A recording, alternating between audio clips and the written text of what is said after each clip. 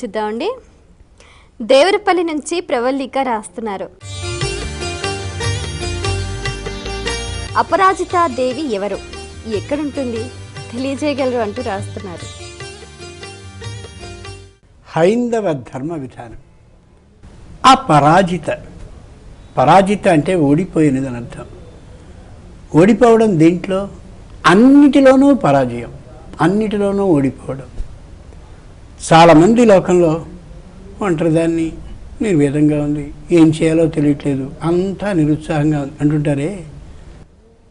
అటువంటి వాళ్ళు అపరాజితని కానీ ఆరాధించి జమ్మి చెట్టుకి ప్రదక్షిణాన్ని చేస్తే, ఇది ఒక ప్రత్యేకమైన దృఢమైన మాటగా చెప్తున్నాను. చాలామంది ఆడవాళ్ళు అభద్రతాభావంతో ఉండేవాళ్ళు కనిపిస్తారు. ఈ మధ్య పురుషుల్లో కూడా కొందరిలో అభద్రతాభావం, ఒంటరితనం కలిగి దురదృష్టవశాత్తు చిన్న వయసులో ఆత్మహత్యలు చేసేసుకునే వాళ్ళని చూస్తున్నాం వార్తాపత్రికల్లో.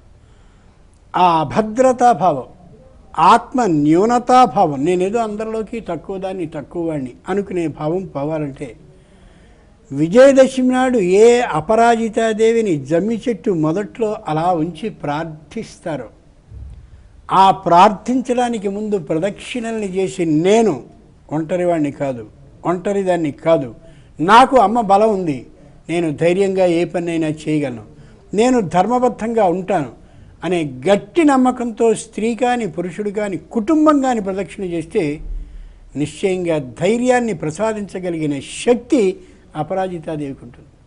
అందుకనే రాజులైనటువంటి వాళ్ళు యుద్ధాలని చేసేటటువంటి సందర్భంలో అపరాజితాదేవికి ప్రత్యేకమైన ఆరాధనని చేసి వెళ్ళేవారు.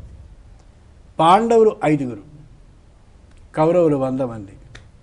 పాండవుల బలం 7 అక్షౌహిణులు, కౌరవుల బలం 11 అక్షౌహిణులు. ఏ విధంగా లెక్కలు చూసినా కూడా పాండవులకి మించి కౌరవులు ఉన్నారు.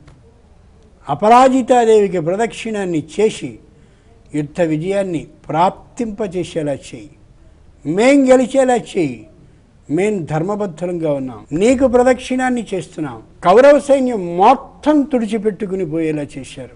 అపరాజితాదేవి శక్తి అంతటిది. నేను పరీక్షలో ఉత్తీర్ణునవుతానో కానో, అవో ఇవో అనే బాధలతో, భయాలతో, మానసిక ఆందోళనలతో ఉంటారు చాలామంది.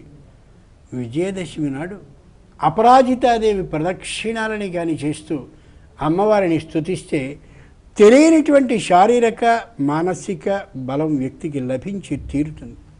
అనేకమైన ఔషధాలని మన సంప్రదాయంలో మనకి ఏర్పాటు చేసి, ఒరే ఈ ఔషధాన్ని వాడితే ఈ శక్తి వస్తుంది, అమ్మాయి ఈ ఔషధాన్ని వేసుకుంటే ఈ లాభం నీకు కలుగుతుందని చెప్పారు. ఔషధాలు ఉన్నాయి, విధానం తెలుసు, సమయం ఎప్పుడో తెలుసు, పాటించాం.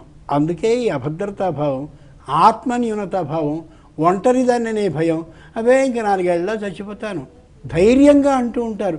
ఇంతటి జీవితం నీకుందే, ఎందుకు అనుకుంటున్నావు ఇంత తక్కువలో పోతావని? ఎందుకు అనుకోవాలి? ప్రతివాడు పోయేవాడే, కానీ పోయేటటువంటి క్షణం వరకు కూడా ధైర్యంగా జీవించాలి తప్ప, పోయేటటువంటి క్షణం వరకు కూడా ఎప్పుడూ చచ్చిపోతాననే భయంతో ఉంటూ ఉండడమే అంతకు మించిన చావు మరొకటి లేదు. అమ్మ అపరాజిత, కష్టంలో ఉన్నటువంటి వాడిని ఇష్టంగా చూసేటటువంటి తల్లి. అంచేతనే విజయదశమి నాటి సాయంత్రపు వేళ విజయ ముహూర్తం ఏర్పాటు చేసి, నాకు ప్రదక్షిణం చేయరా, నీకు శరీరంలో ఉండే ప్రతి అవయవంలోనూ ధైర్యాన్ని, శక్తిని, సాహసాన్ని, ఓర్పుని నీకు కలుగజేసి నిశ్చయంగా నిన్నొక వ్యక్తిగా నడిపిస్తానని తెలియజేస్తుంది ఆ రోజున. అంతటి గొప్ప మాత ఆ పరాజితాదేవి.